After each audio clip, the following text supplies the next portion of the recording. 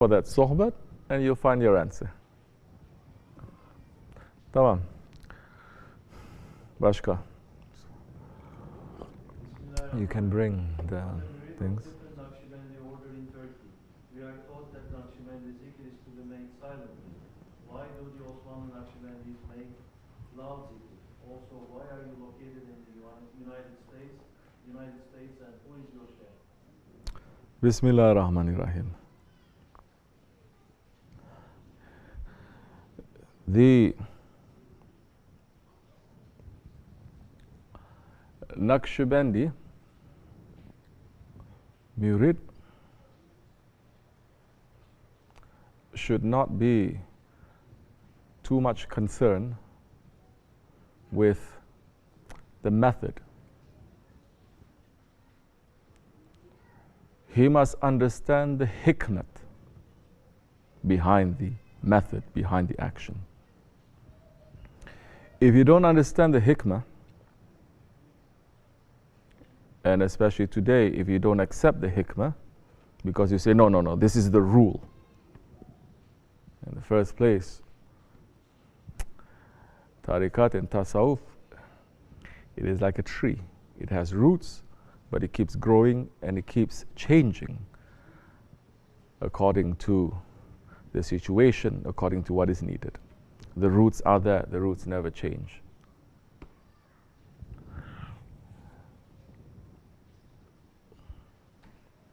Let me give you one example. The Osmanli Naqshbandis, for instance. We have pictures of our Shaykh everywhere. Pictures of our Shaykh, pictures of the awliya Allah, pictures everywhere. So many different jama'ats and different tariqats, they don't understand that, because immediately they are saying, well, there is a law for that, and the law is saying pictures are haram.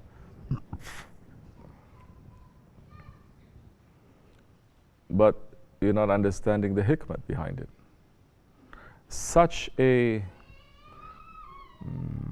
way of understanding, we know coming from the Wahhabis, and we accept because they are like that. But coming from people of Tasawwuf, who are not understanding the hikmah behind it, then we say, have more intelligence and have more wisdom.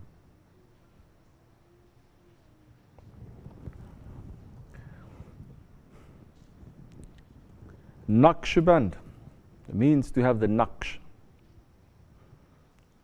to have a naqsh, to have a seal, to have a embroidery, to have a seal. I don't want to use the word tattoo. The naqsh of who? Of Allah. How are you going to have the naqsh of Allah?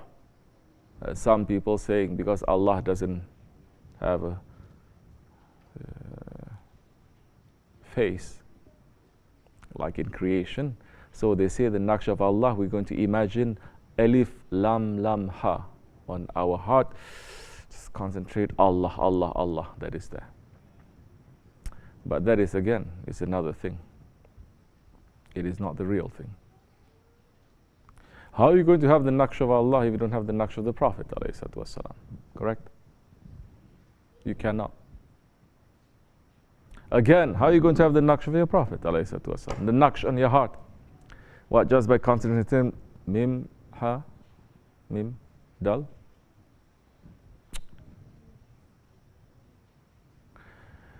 In the old days, in this order, the murid, he travels hundreds of miles to go see his sheikh, to take bayat.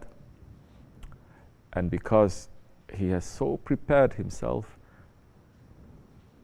he has so cleaned himself, he is like a bunch of very, very dry wood. He is ready. That when he meets his sheikh, the sheikh just gives a little bit of a spark, and the whole bundle of wood just catches into a fire, into flames. Which means that once they are so ready, once they see their Shaykh for the first time, they close their eyes, a naqsh is already there. And every time they close their eyes, they see nothing but their Shaykh. Because knowing and understanding their Shaykh is going to lead them to the Prophet and to Allah subhanahu wa ta'ala. We are people of protocol.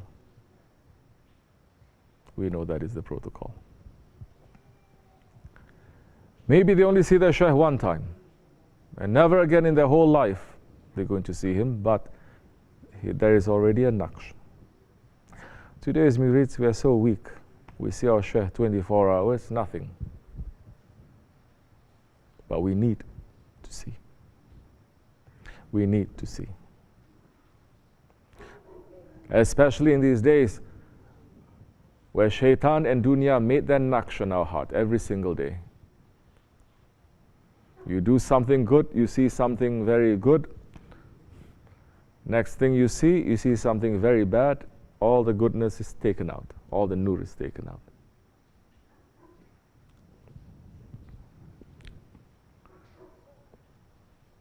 So now there is a hikmat to the way that we are doing things.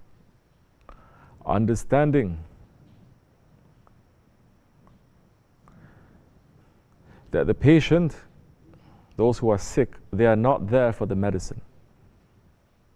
The medicine is there for the patient. The Shaykh is there. The Shaykh is there not for himself. The Shaykh is there for you, for us. The medicine is for the patient. So now, to get that medicine, to fight against all the other shaitanic naqsh that we are seeing every single day, that we are putting in our minds and in our hearts, to have the picture of our Shaykh, it is necessary. Because he is not reminding us of nafs, of ego, of shaitan, or nothing. It's just of Allah and His Prophet ﷺ. So now there was a law. Silent zikr. Do you know why there was a law? In the Naqshbandi way, why the silent zikr was there? Especially if you put the life of Ahmad Farooqi Sir Hindi, Qadasallahu Sir, Imam Rabbani, that he is the what? Grand Shaykh from the Naqshbandi order. He is the Mujaddid al-Thani. Correct? What did he do? The Naqshbandi order went to Hind and he cleaned up the whole of India, putting real Islam, real Tasawwuf, taking out all other deviant ways that people still had Islam, they still had Tasawwuf, but they made deviation, taking from here, taking from there, adding things, going off all other tariqats. Because things were so corrupted at that time that Imam al-Rabbani, he says the only way that we can fix this is to put very severe laws in order to save the ummah. I'm not saying that silent zikr is from him, but I'm trying to make you understand how laws are put. Yes, laws even inside of tariqat. Because people were off, they were always singing and dancing. They were off dealing with all sorts of knowledges not from this world. Because people were drunk, they were leaving Shariat. Once you leave Shariat, no matter how high your station is, you don't have protection. You leave Shariat, no matter how high your station is spiritually, you think there's no protection, you will fall. That time, you are just going to be tricked by shaitan and your ego, and you're going to trick people around you. One of the Sultan al-Awliya, Abdul Qadir Geilani Qaddasallahu Sirr. A vision was given to him, not a vision, a reality was given to him when the Ma'idah came, the table filled with food, heavenly food, after he was doing so much riyadah and so much worship coming from the paradises. It looks like. And everything was heavenly food on that Ma'idah, on that table. But everything was made from gold and other things, and voice coming saying, "Oh, my servant, you have passed your test. Now, the bounty that we have given to our prophets, we're giving to you. Eat from this heavenly food." And Hazrat Abdul Qadir Geilani Qaddasallahu Sirr, Ghawsul Azam, saying, "Oh, you Melun shaitan, get that out of here." That if any one of us, not a table coming down from gold, not food coming down, if we just see one light here, we get so excited. See one little light there, we get so excited. We say, "Oh, it is Prophet. It is angel. It is Allah." What if something like that came to us? We definitely failed the test, but he didn't. He says, "Shaitan, get the hell out of here." To say that, you have to have certainty, because at that station, if it is coming from Allah, and you say that, you have made shirk right away. How did he know? How did he know that this was coming from Shaitan? Because he says, Shariat of the Rasulullah ﷺ, never Prophet ﷺ ate from gold and silver when he is here in this world. So when that came to him to eat, when he is still in this world, he says this must come from Shaitan, not coming from Allah. Meaning there is a Shariat there that protects. So those, at that time, there was no Shariat, because everyone was tariqat, ma'rifat, hakikat, sufiyat, whatever yat they have. They can add on. First thing they do, they say no need Shariat. No need to pray 5 times a day, that's low level. No need to fast, no need to do anything now.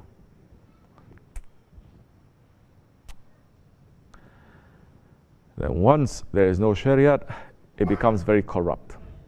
Just like that fruit that does not have a skin, the inside, the fruit becomes rotten. It needs the skin to cover, to protect. So Imam Rabbani Qaddasallahu Sirr, he says, because everyone has deviated so much, in his dargah, in his order at that time, and he was the Grand Sheikh of that order, he says in the Naqshbandi way, no singing, no dancing, no listening to Qawwali. You know that?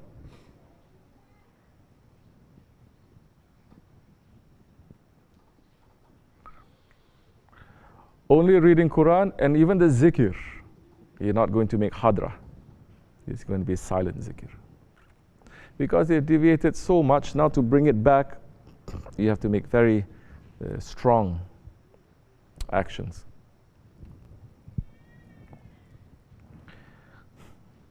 Now, what is the hikmat of this way that we are saying it loudly? Shaykh Effendi had said this so many times. This is not the first time that is this question. The hikmat is, this is the tariqat that all 40 tariqats they're going to come into. This is the tariqat that all other tariqats, they must come into this way. And this is the tariqat of Hazrat Mahdi alayhi salam and Isa alayhi salam. And in their time, the tariqat, just the name, not the way, the name, it will change to Tariqatul Muhammadiyah. It is not that there is no Naqshbandi, no. It doesn't matter, because in the Prophet's time, ﷺ, there was no Naqshbandi. There was no Naqshbandi. Because Naqshbandi, is coming from Hazrat Abu Bakr Siddiq, who took it from the Prophet ﷺ. So there is a tariqat of the Prophet, you understand? It had no name in the time of Hazrat Abu Bakr Siddiq. Just to put some label there, they call it Siddiqiyah. Then it changed to other Grand Sheikh, Salman al-Farisi, Salmaniyah. It changed, it kept changing until the permission and the order came with Shah Naqshband to say now this way that has always not been concerned with names and labels because the way is more important. Now it is necessary. Before it was not necessary, now it is necessary. Now you must change it to Naqshbandi order until Judgment Day, and this is what we are doing.